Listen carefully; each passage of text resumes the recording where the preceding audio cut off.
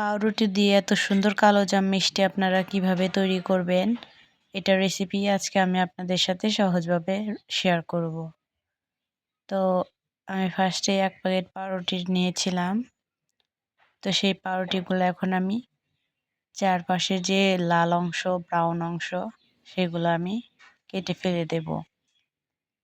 তো এই তো চারপাশের ব্রাউন অংশ ফেলে দেওয়ার পর আমি টুকরো টুকরো করে নিয়েছি সাদা অংশ।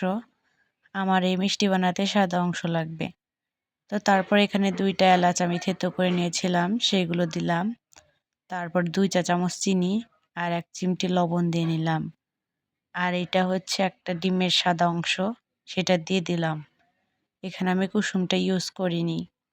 তো তারপর এখানে আমি একটু দুধ নিয়ে নিলাম, 3-4 চামচ পরিমাণের দুধ। এখন আমি সবগুলো উপকরণ একসাথে মিক্স করে নেব। তো এই যেমন মিক্স করা হয়ে গেছে, এরকম একটি গোলা হবে নরম নরম। তো তারপরে 2 হাতের তালুতে একটু আটা মেখে গোল গোল করে তৈরি করে নিয়েছি। তারপর একটা কড়াইয়ে আমি অনেকখানি পরিমাণে তেল দিয়ে নিয়েছি। তেলটা যখন গরম হয়ে আসবে তখন আমি সেই পাউরুটির বলগুলো দিয়ে দেব একে একে। তো এই তো তেলটা কিন্তু অনেক গরম হতে হবে, কম থাকলে হবে না।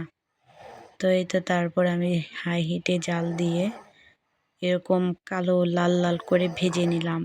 যেহেতু এটা কালোজাম মিষ্টি, তাই একটু কড়া করেই ভাজতে হবে। এই যে আমার হয়ে গেছে বলগুলো ভাজা। এখন আমি শিরাটা রেডি করব।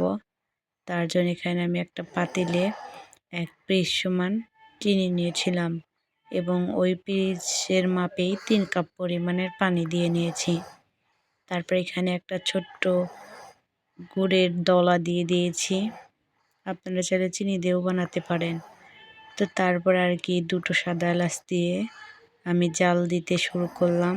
শিরাটা আমি 10 মিনিট জাল দিয়েছি এবং তারই মাঝে আমি মিষ্টিগুলো কাঁটা চামচ দিয়ে একটু ফুটো ফুটো করে নিয়েছি, যেন রসগুলো ভেতরে প্রপারলি যেতে পারে। তো এই তো আমার শিরাটা হয়ে গেছে। এখন আমি শিরাটা চুলা থেকে নামিয়ে রেখেছি। নামিয়ে রেখে আমি মিষ্টিগুলো একে একে দিয়ে দিলাম। এই তো আমার মিষ্টিগুলো দেওয়া হয়ে গেছে। এখন মিষ্টিগুলো শিরার ভিতরে এভাবে 24 ঘন্টা রেখে দেব ঢাকা দিয়ে। এটা আমি জাল দিব না, এমনিতেই এটা সফট, যেহেতু পাউরুটি দিয়ে বানিয়েছি তাই জাল দেওয়া লাগবে না। এটা ঢাকা দিয়ে এমনিই রাখলে এর ভিতর রসটা প্রপারলি চুষে যাবে। তো এই তো 24 ঘন্টা পর আপনাদেরকে দেখাচ্ছি, মিষ্টিগুলো ফুলে ডাবল হয়ে গেছে।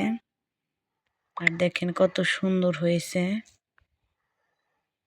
ভেতরটা অনেক সফট আর কাঁচা নেই কোনো অংশতেই, দেখতেই পাচ্ছেন আপনারা। আশা করি রেসিপিটা আপনাদের কাছে ভালো লেগেছে।